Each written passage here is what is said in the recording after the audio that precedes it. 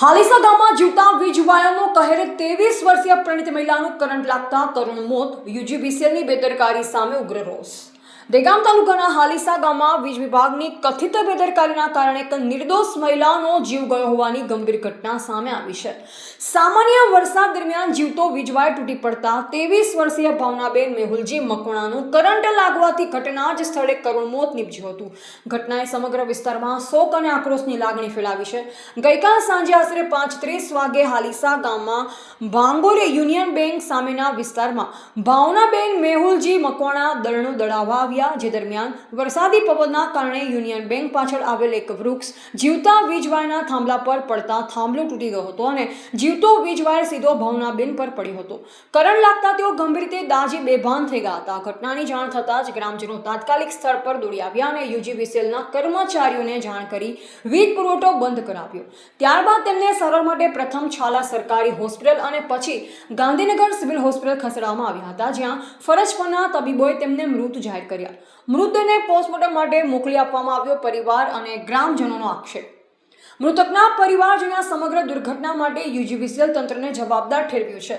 પરિવારનો આક્ષેપ છે કે યુનિયન બેંક પાછળનું જોખમી વૃક્ષ સમયસર દૂર કરવામાં આવ્યું હોત તો અકસ્માત ટાળી શકાય તેમ હતો. ગ્રામજનોએ પણ ભારે રોષ વ્યક્ત કરતા જણાવ્યું કે જો આ ઘટના દિવસ દરમિયાન બની હોત તો નજીક આવેલી પ્રાથમિક અને માધ્યમિક શાળાના અનેકો બાળકો પણ તેની ઝપેટમાં આવી શક્યા હોત.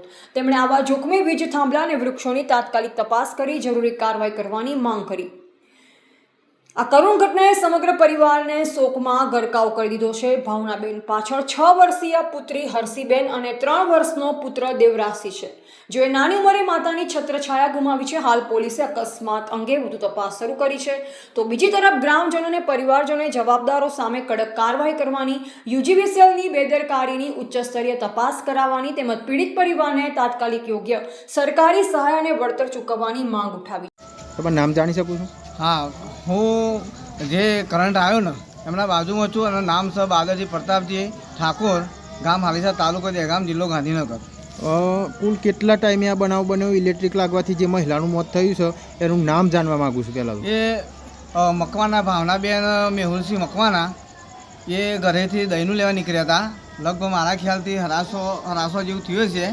અને જે ભાગોળના અંદર જે એક વખરો હતો, વખરાના લીધે જે એનું દારૂ પડ્યો, એના સાથે સાથે જે વાયર હતા એ પણ પડી ગયા. એ વાયર જે દહીંનું લેવા નીકળ્યા હતા એ મહિલાના ઉપર પડ્યા, જે ભાવનાબેનના ઉપર. એટલે ભાવનાબેન ત્યાં જ એમનું મૃત્યુ પામ્યું છે. તાત્કાલિક તમે કોઈ યુજીવીસીએલના કોઈ અધિકારીઓને વાત કરી હતી? ફોન કરેલો કોઈને? હા, ફોન કર્યો, પણ કહેવાનો મતલબ તત્કાલી કંઈ લાગી શક્યો નહીં ફોન. બરાબર, એટલે અમે તતને તત છે ને જે અમારી હોસ્પિટલ જે કહેવામાં આવે શાળા મેં બતાવવા નીકળી ગયા હતા.